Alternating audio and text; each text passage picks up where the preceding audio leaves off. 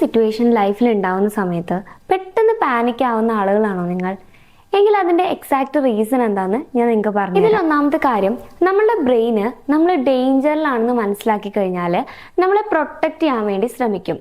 So അതിന് similar ആയിട്ടുള്ള, അതായത് നമുക്ക് എന്തെങ്കിലും അപകടം വരുമോ എന്ന് സാധ്യതയുള്ള ഇൻസിഡൻസ് നമ്മുടെ ലൈഫിൽ നടക്കുമ്പോൾ, അല്ലെങ്കിൽ അങ്ങനത്തെ ഒരു കാര്യം നമ്മൾ കേൾക്കുന്ന സമയത്ത് നമ്മുടെ ബ്രെയിൻ അലേർട്ടായിരിക്കുന്നതാണ്.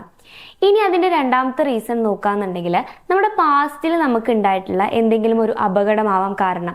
അതായത് ആ ഒരു അപകടത്തിനോട് സാമ്യമാവുന്ന രീതിയിലുള്ള എന്തെങ്കിലും കാര്യം നമ്മുടെ ലൈഫിൽ നടക്കുമ്പോൾ വീണ്ടും ഇനി ആ ഒരു അപകടം സംഭവിക്കാൻ പോവുകയാണോ എന്നുള്ളൊരു തോട്ട് നമ്മുടെ ഉള്ളിലേക്ക് വരികയും അതിനോട് എങ്ങനെ റിയാക്ട് ചെയ്യണം എന്നുള്ള ഒരു കാര്യം നമ്മുടെ ബ്രെയിൻ നമ്മളെ ട്രെയിൻ ചെയ്യിപ്പിക്കുകയും ചെയ്യുന്നു. ഇനി മൂന്നാമത്തെ കാര്യം, എന്തെങ്കിലും ഒരു കാര്യം കേൾക്കുന്ന സമയത്ത് തന്നെ നമ്മുടെ ബ്രെയിൻ ഒരുപാട് ഓവർ തിങ്ക് ചെയ്ത് ആ ഒരു സിറ്റുവേഷനെ വേഴ്സ്റ്റ് ആയിട്ട് ചിന്തിച്ചു കൂട്ടുന്നത് കൊണ്ടാണ്.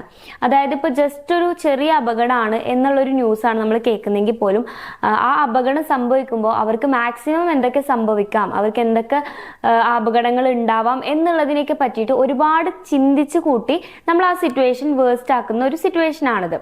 സോ ഈ 3 റീസൺസ് ആണ് മെയിൻലി പെട്ടെന്ന് പാനിക് ആവുന്ന ആളുകളിൽ ഉണ്ടാവുന്നത്. സോ കൗൺസിലിംഗ് റിലേറ്റഡ് ആയിട്ടുള്ള എന്തെങ്കിലും സർവീസുകൾ നിങ്ങൾക്ക് ആവശ്യമാണെങ്കിൽ സ്ക്രീനിൽ കാണുന്ന നമ്പറിൽ നിങ്ങൾക്ക് കോൺടാക്ട് ചെയ്യാവുന്നതാണ്.